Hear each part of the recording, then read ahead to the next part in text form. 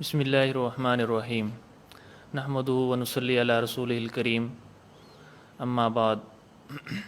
جیسا کہ آپ حضرات کے علم میں ہے کہ ہمارا یہ مختصر سی جو نشست ہے یہ سوال و جواب کی ہے، تو اس نشست کے اندر دنیا بھر سے خواتین و حضرات جو سوال کرتے ہیں ان کا جواب دیا جاتا ہے، اور بالخصوص ان سوالات کو جو رمضان، اعتکاف یعنی رمضان سے متعلق جو سوالات ہیں ان کو زیادہ ترجیح دی جاتی ہے۔ سب سے پہلا سوال جو ہے وہ محمد نعیم کوئٹہ سے سوال کرتے ہیں کہ جو شخص امام ہو وہ 20 رکعت تراویح کے ساتھ ایک ہی دفعہ نیت کرے یا ہر 2 رکعت کے بعد امامت کی نیت کرے۔ سب سے پہلے بات یہ ہے کہ نیت جو ہے وہ دل کے ارادے کا نام ہے، یعنی جب آپ کے دل میں یہ ارادہ ہے کہ میں یہ تراویح ادا کر رہا ہوں تو زبان سے پھر دوبارہ دہرانے کی ضرورت نہیں ہے۔ لہٰذا اس کے لیے بہتر یہی ہے کہ جب شروع میں تراویح شروع کی جائے تو اس وقت ہی نیت کر لی جائے، ہر 2 رکعت کے بعد پھر نئے سرے سے نیت کرنا ضروری نہیں ہے۔ لہٰذا پہلی دفعہ ہی جب تراویح شروع کرنے لگے تو اس وقت اس کی نیت کافی ہو جائے گی۔ یہی سائل یعنی محمد نعیم کوئٹہ سے دوسرا سوال کرتے ہیں کہ گھر میں جمعہ اور عیدین کی نماز ادا ہوگی ان حالات میں، اگر ہاں تو برائے مہربانی اس کا طریقہ کار بھی بتا دیں۔ سب سے پہلے تو یہ ہے کہ گھر میں جمعہ ادا کرنے کے متعلق حضرت شیخ متکلم اسلام مولانا محمد الیاس گمن حفظہ اللہ کا ایک کلپ بھی موجود ہے، جس کے اندر انہوں نے اس بات کو بالکل تفصیل سے بتایا ہے کہ گھر کے اندر جمعہ پڑھنے کی کیا ترتیب ہوگی۔ تو اس کی ترتیب یہ ہے کہ اگر کوئی آدمی ہے جو امام بن سکتا ہو اور اس کے ساتھ 3 آدمی امام کے علاوہ کسی جگہ جمع ہو جائیں جہاں پر جمعے کی اجازت ہوتی ہو، یعنی جمعہ کی تمام شرائط پائی جاتی ہوں، تو ان حالات کی وجہ سے اگر گھر میں جمعہ پڑھ لیا جائے 3 آدمی امام کے علاوہ تو وہاں پر جمعہ ہو جائے گا۔ باقی عیدین سے متعلق حضرت شیخ کا کلپ آ جائے گا جس کے اندر تفصیل کے ساتھ یہ ہوگا کہ عیدین کے طریقہ کیا ہوگا۔ اگلے سائل محمد غازی حیدرآباد انڈیا سے سوال کرتے ہیں کہ ایک ماں کا نومولود لڑکا ہے جسے روزے کی حالت میں اپنی ماں کا دودھ ناکافی ہو رہا ہے، تو اپنے نومولود لڑکے کی صحت کی تندرستی کے لیے اور اس کی بھوک مٹانے کے لیے کیا عورت اس حالت میں روزہ چھوڑ سکتی ہے؟ اگر چھوڑ سکتی ہے تو عورت پر کیا حکم صادر ہوگا؟ روزے کی قضا ہوگی یا کفارہ؟ اصل تو یہ ہے کہ اگر کوئی بچہ ایسا ہے تو عورت اگر اس کو دودھ پلاتی ہے تو دودھ اس کو پلانا چاہیے، کیونکہ دودھ پلانے کی وجہ سے روزے پر کوئی فرق نہیں پڑتا ہے بلکہ روزہ برقرار رہتا ہے۔ لیکن چونکہ یہاں پر سائل یہ پوچھ رہا ہے کہ وہ بچے کو دودھ ناکافی ہو رہا ہے اور یہ دودھ پلانا جو ہے اس بچے کا حق ہے، تو اگر اس کے اندر چونکہ کوتاہی ہو رہی ہے، لہٰذا ایسی صورت کے اندر اگر وہ عورت روزہ چھوڑ دے تو اس کو چھوڑنے کی گنجائش ہے، اور بعد میں پھر وہ اس روزے کی قضا کرے گی، اس پر کفارہ نہیں ہوگا۔ طفیل احمد کوہاٹ سے سوال کرتے ہیں کہ عیدین کی نماز میں دعا خطبے سے پہلے مانگنی چاہیے یا خطبے کے بعد؟ پہلی بات تو یہ ہے کہ عیدین کی نماز کے اندر فرض نمازوں کے بعد ہاتھ اٹھا کر دعا کرنا یہ ثابت ہے اور احادیث سے اس کا ثبوت ہے۔ چونکہ احادیث کے اندر صرف دعا کا ثبوت ہے، اس لیے اگر خطبہ سے پہلے یعنی عید کی نماز کے بعد اور خطبہ سے پہلے دعا مانگ لی جائے تو بھی اس کی گنجائش ہے، اور اگر خطبہ کے بعد دعا مانگ لی جائے تو اس کی بھی گنجائش ہے۔ اور جو خطبہ سے پہلے دعا مانگتے ہیں اس پر بھی ملامت اور نکیر نہ کی جائے، اور جو خطبہ کے بعد دعا مانگتے ہیں اس پر بھی کسی قسم کی کوئی نکیر نہ ہو، یعنی دونوں صورتوں کی چونکہ گنجائش ہے اس لیے دونوں صورتوں میں اور دونوں جگہوں پر دعا مانگنے کی گنجائش بھی ہے۔ عباس خان پشاور سے سوال کرتے ہیں کہ رمضان میں شیطان تو قید ہیں، پھر وساوس کیوں اور کہاں سے آتے ہیں؟ اصل یہ ہے چونکہ رمضان 12 مہینوں میں سے ایک مہینہ ہے، 30 دن کا یا 29 دن کا رمضان ہے، تو چونکہ اس میں شیطان جو ہے وہ قید کر دیے جاتے ہیں، تو باقی جو ہمارے 11 مہینے ہیں چونکہ ہمارے شیطان کے ساتھ واسطہ رہتا ہے، تلبس بھی شیطان ہوتا ہے، اس وجہ سے اس کے اثرات باقی ہوتے ہیں۔ اور چونکہ بعض احادیث اور بعض روایات کے اندر سرکش شیاطین کا تذکر آتا ہے کہ ان کو قید کر دیا جاتا ہے، تو یہاں پر یہ بھی مراد ہوتا ہے کہ سرکش شیاطین جو ہیں ان کو قید کر دیا جاتا ہے، اور جو باقی شیاطین ہیں کہ جو ان کے چھوٹے چھوٹے ہیں، وہ شیاطین چونکہ باقی ہوتے ہیں، اس وجہ سے انسان کو اس طرح کے وساوس آتے ہیں۔ فضیل احمد سوال کرتے ہیں کہ کیا نماز تراویح ایک سلام کے ساتھ 8 رکعت پڑھی جا سکتی ہے یا نہیں؟ دیکھیں، تراویح کے بارے میں اصل یہ ہے کہ تراویح 2 رکعت کر کے ادا کی جائے،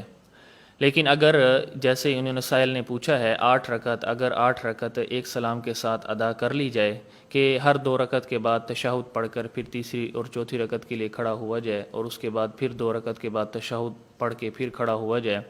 تو اس صورت کے اندر تراویح چونکہ ادا تو ہو جائے گی، لیکن فقہا نے اس کو مکروہ لکھا ہے۔ اس لیے بہتر صورت یہی ہے اور افضل یہی ہے کہ 2 رکعت کر کے ادا کی جائے۔ ہاں، اگر 8 رکعت یا 4 رکعت ادا کی جائے تو ادا تو ہو جائے گی، لیکن فقہا نے اس صورت کو مکروہ لکھا ہے۔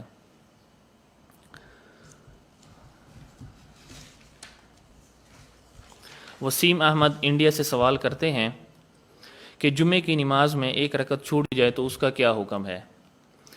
دیکھیے، اس کا آسان سا طریقہ ہے کہ جب آپ دوسری رکعت میں امام صاحب کے ساتھ آ کر ملے ہیں اور جب امام صاحب نے سلام پھیر دیا ہے تو سلام پھیرنے کے بعد آپ کھڑے ہو جائیں، ثنا پڑھیں، سورۃ الفاتحہ پڑھیں، اس کے بعد اس کے ساتھ کوئی سورت ملائیں، رکوع سجدہ کریں، اور رکوع سجدہ کرنے کے بعد آپ تشہد میں بیٹھیں، تشہد پڑھیں، درود شریف اور جو دعا ربی جعلنی یا ربنا آتینا، جو دعا آپ کو آسان ہو، قرآن و حدیث سے اس کا ثبوت ہو، وہ دعا پڑھے اور اس کے بعد سلام پھیر دیں۔ یعنی جس طریقے سے آپ کی 1 رکعت رہ گئی ہے اسی طریقے سے آپ 1 رکعت ادا کریں گے۔ کیا نماز تراویح میں قرآن مجید کو دیکھ کر امام پڑھ سکتا ہے، امام حافظ نہیں، یا کیا مقتدی میں سے کوئی بھی قرآن کھول کے سن سکتا ہے؟ دیکھیں، اس کے بارے میں پہلے بھی کئی دفعہ وضاحت ہو چکی ہے کہ حضرت شیخ کا اس کے بارے میں ایک تفصیلاً کلپ موجود ہے جس کے اندر انہوں نے دلائل کے ساتھ اس بات کو واضح کیا ہے کہ قرآن مجید کو نماز کے اندر دیکھ کر پڑھنا ٹھیک نہیں ہے۔ دیکھیں، حدیث کے اندر مشہور حدیث ہے، اس کا ایک حصہ ہے کہ آپ صلی اللہ علیہ وسلم نے فرمایا کہ صلو کما رأیتمونی اصلی، کہ صحابہ کرام سے آپ صلی اللہ علیہ وسلم نے فرمایا کہ نماز ایسے پڑھو جیسے کہ مجھے نماز پڑھتے دیکھا۔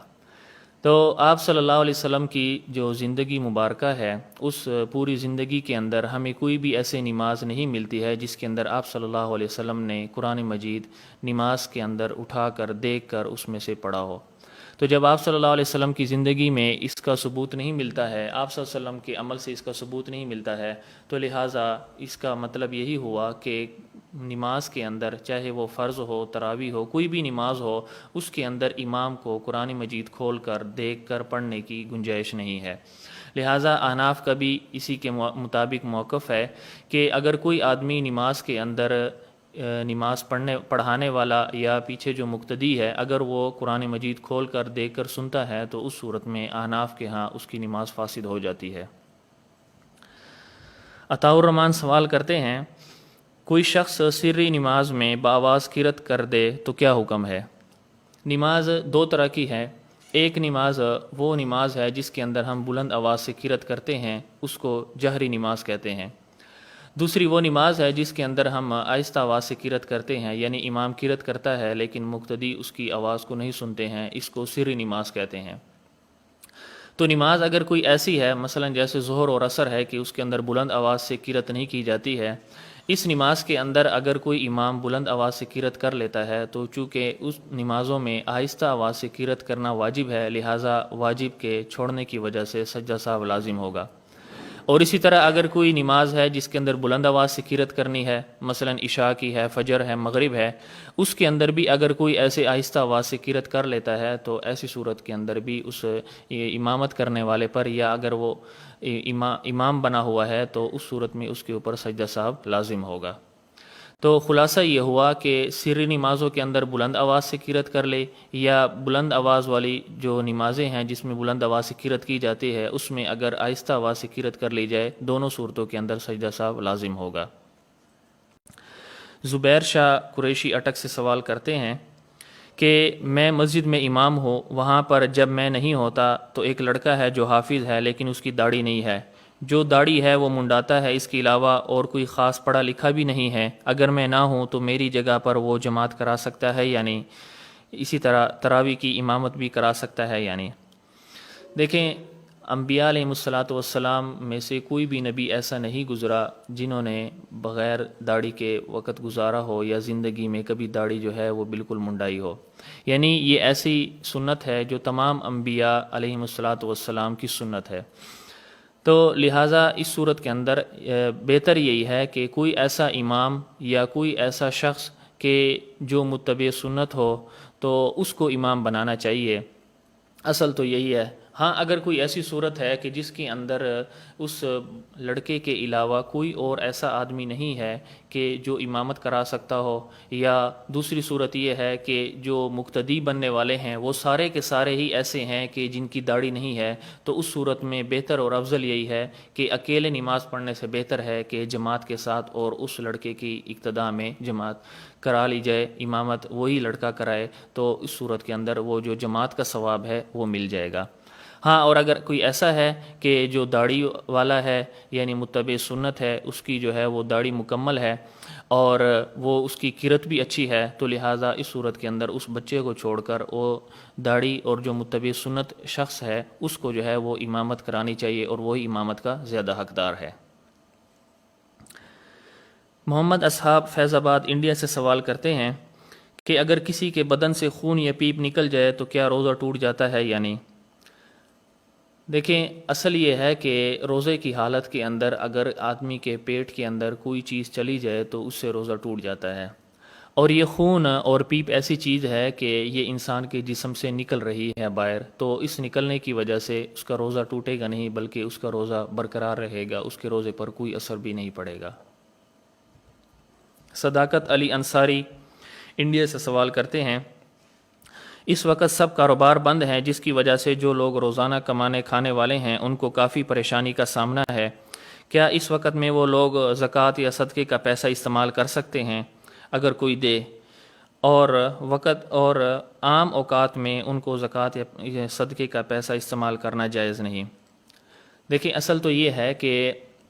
اگر کوئی آدمی ایسا ہے جس کے پاس 7.5 تولہ سونا یا 52.5 تولہ چاندی، یا اس کے پاس نقدی موجود ہے 52.5 تولہ چاندی کی قیمت کے برابر نقدی موجود ہے، یا مال تجارت موجود ہے،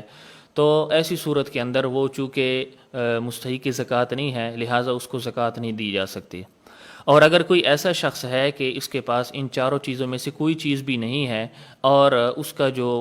یعنی گزارا ہے وہ روزانہ کی کمائی سے ہوتا ہے کہ روزانہ وہ کماتے ہیں اور شام کو جو آتا ہے اسی کو کھاتے ہیں، یعنی وہ ضرورت مند ہے، تو ایسی صورت میں اس کو زکوٰۃ اور صدقے کے پیسے دیے جا سکتے ہیں. اور اگر کوئی ایسا آدمی ہے کہ اس کے پاس ان 4 چیزوں میں سے کوئی بھی چیز موجود ہے، تو ایسی صورت کے اندر چونکہ وہ خود اس بات کا حقدار ہے کہ وہ زکوٰۃ ادا کرے، لہٰذا اس کو زکوٰۃ یا صدقات کے پیسے نہیں دیے جا سکتے. اگر کسی نے دیے تو ایسی صورت میں اس کی زکوٰۃ ادا نہیں ہوگی، وہ زکوٰۃ دوبارہ اس کو ادا کرنی ہوگی.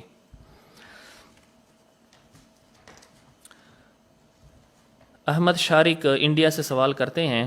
کہ کیا وتر کی نماز اصل ہے یا عشاء کے تابع؟ اگر کسی شخص نے عشاء کی نماز ادا کی پھر اس کے بعد وتر کی نماز ادا کی، مگر اسے معلوم ہوا کہ اس کی عشاء کے فرض کسی وجہ سے درست نہیں، تو کیا عشاء کے فرض کے ساتھ وتر بھی دوبارہ ادا کرے گا یا نہیں؟ دیکھیں، عشاء کی نماز جو ہے اور وتر یہ 2 الگ الگ ہیں، اور یہ عشاء کے جو وتر ہیں یہ عشاء کی نماز کے تابع نہیں ہیں، بلکہ یہ مستقل بذات ہے، اس سے جدا ہیں. لہٰذا اگر کوئی ایسا یعنی عذر پیش آ گیا ہے جس کی وجہ سے امام کی یا اس نماز پڑھنے والے کی جو فرض نماز ہے وہ نہیں ہوئی ہے، تو بعد میں صرف وہ فرض نماز اور اس کے ساتھ جو 2 رکعت سنت ہے صرف اس کی قضا کرے گا، اس کو لوٹائے گا. وتر چونکہ ایک اس سے الگ چیز ہے، لہٰذا اس کو دوبارہ لوٹانے کی ضرورت نہیں ہے، وہ ایک الگ ہے. محمد عرفان سعودی عرب سے سوال کرتے ہیں کہ مجھے خونی بواسیر کی بیماری ہے اور اس کا علاج چل رہا ہے، دوران روزہ خون آ جائے تو روزے پر فرق تو نہیں پڑے گا؟ دیکھیں، اس کے لیے یہ اصول ہے کہ روزے کی حالت کے اندر اگر کوئی چیز انسان کے جسم میں داخل ہوتی ہے تو اس سے روزہ ٹوٹ جاتا ہے. مثلا آپ پانی پیتے ہیں یا کھانا کھاتے ہیں یا کوئی بھی اور چیز ایسی ہے کہ جو پیٹ میں جاتی ہے یا دماغ تک پہنچ جاتی ہے تو اس سے روزہ ٹوٹ جاتا ہے. اور چونکہ بواسیر کے اندر خون جو ہے وہ جسم سے نکل رہا ہے، اس میں داخل نہیں ہو رہا، لہٰذا اس صورت کے اندر اس کا جو روزہ ہے وہ برقرار رہے گا۔ سید عمیر منگورہ سے سوال کرتے ہیں کہ کیا امام تراوی میں قرآن دیکھ کر پڑھ سکتا ہے؟ اس کے بارے میں پہلے بھی ہو چکا ہے کہ قرآن جو ہے اگر امام یا مقتدی میں سے کوئی بھی قرآن مجید دیکھ کر اگر پڑھتا ہے تو ایسی صورت کے اندر احناف کے ہاں اس کی نماز فاسد ہو جاتی ہے، اور اس پر حضرت شیخ کا ایک تفصیل کے ساتھ کلپ بھی موجود ہے۔ محمد عبداللہ انڈیا سے سوال کرتے ہیں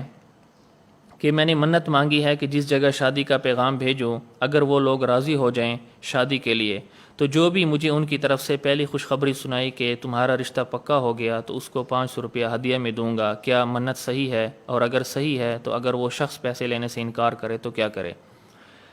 اگر کوئی آدمی ایسی منت مانتا ہے تو اس کی یہ منت ماننا صحیح ہے۔ اور رہی دوسری بات کہ اگر وہ اس کا لینے سے انکار کرتا ہے تو ایسی صورت کے اندر چونکہ دینے والا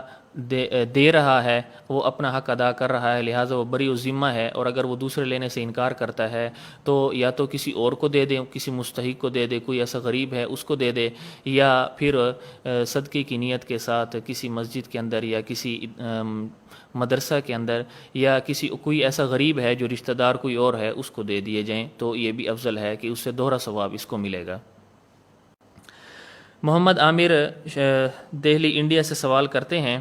کہ استخارہ کی دعا میں یہ کیوں کہتے ہیں کہ اللہم ان کنت تعلم، جبکہ اللہ تو سب جانتا ہے؟ استخارہ کے بارے میں یہ دعا منقول ہے احادیث کے اندر، اور اس کے یہ الفاظ ہیں کہ اللہم ان کنت تعلم، کہ اللہ اگر تو میرے بارے میں یہ جانتا ہے، تو اس کے بارے میں یہ سوال کیا ہے کہ ہم یہ کیوں کہتے ہیں کہ اگر تو جانتا ہے، حالانکہ ہر چیز تو اللہ تعالیٰ جانتے ہیں۔ دیکھیں، اہل سنت والجماعت کا یہ عقیدہ ہے کہ اللہ تبارک و تعالیٰ کا جو علم ہے وہ کامل ہے، اور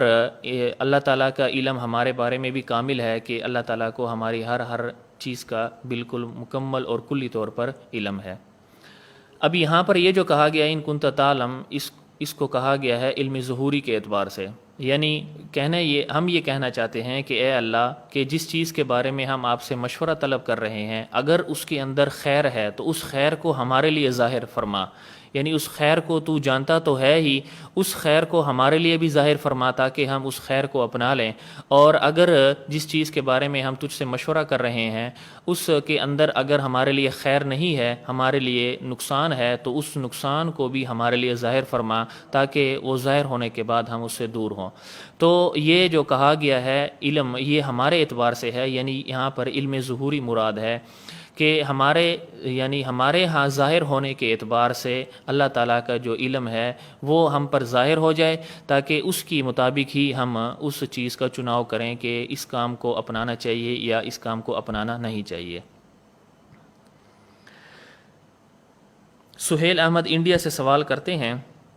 کہ میں تراویح کی نماز پڑھا رہا تھا، 2 رکعت پڑھنے کے بعد میں قعدے میں نہیں بیٹھا، بھول سے کھڑا ہو گیا، پھر تیسری رکعت میں سجدہ سہو کر لیا، تو نماز ہو جائے گی یا دوبارہ دہرانی پڑے گی؟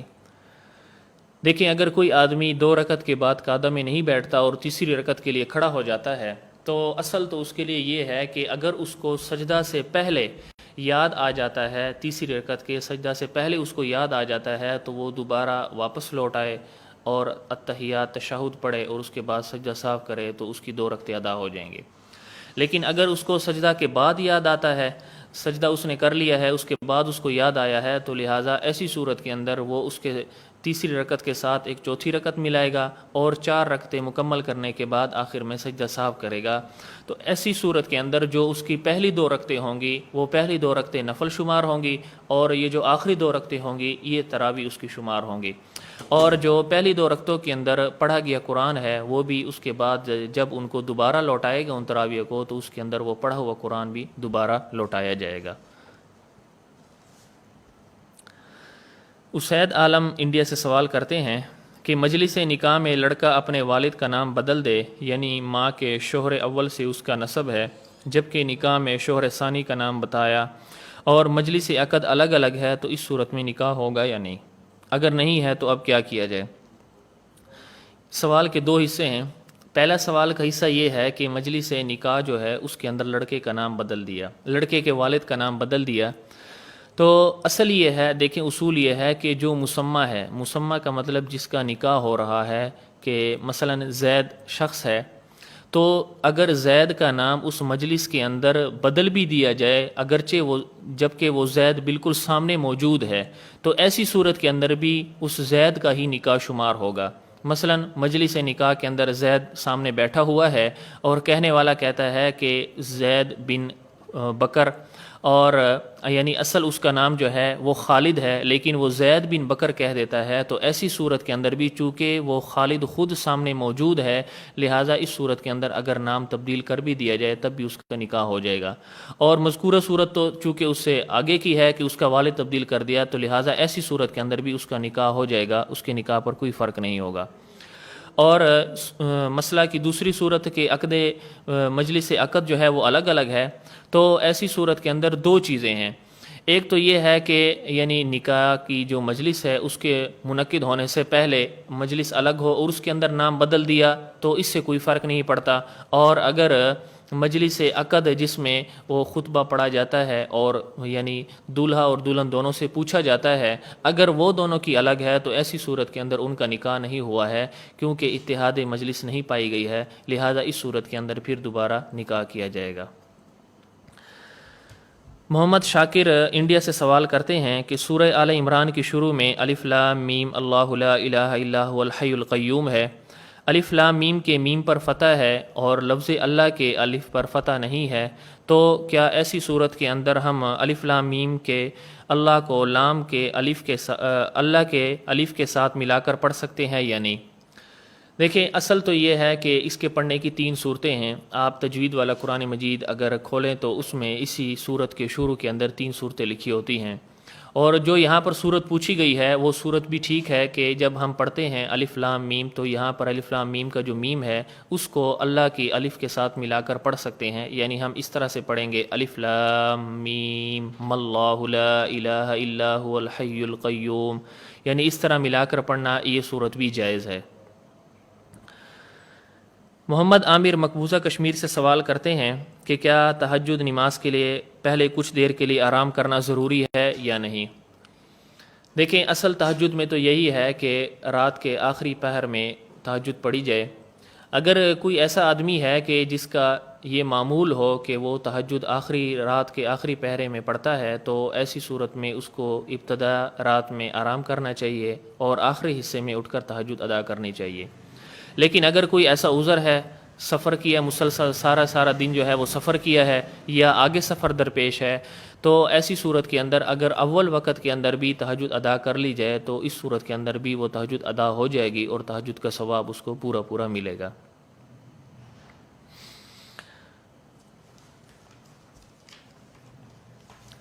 کفیل اتھر انڈیا سے سوال کرتے ہیں کیا روزہ کی حالت میں کان میں تیل یا دوا ڈالنا کیسا ہے؟ جدید تحقیق سے جواب دیں۔ دیکھیں روزے کی حالت کے اندر اگر کوئی آدمی کان کے اندر تیل یا دوائی ڈال لیتا ہے تو ایسی صورت کے اندر اس کا روزہ برقرار رہتا ہے، اس کا روزہ ٹوٹتا نہیں ہے بلکہ اس کا روزہ باقی رہتا ہے۔ عبد الباسط قاسمی انڈیا سے سوال کرتے ہیں کہ بہت سارے لوگوں کو حکومت کی جانب سے قرنطینہ میں رکھا گیا ہے، بہت سارے لوگ ہاسپٹل میں قرنطینہ میں ہیں،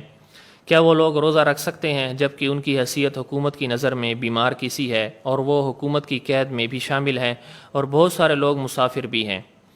دیکھیں اصل تو یہ ہے کہ اگر آدمی کو کوئی ایسا عذر نہ ہو کہ جو روزہ رکھنے میں اس کو رکاوٹ بنے تو اس کو روزہ رکھ لینا چاہیے۔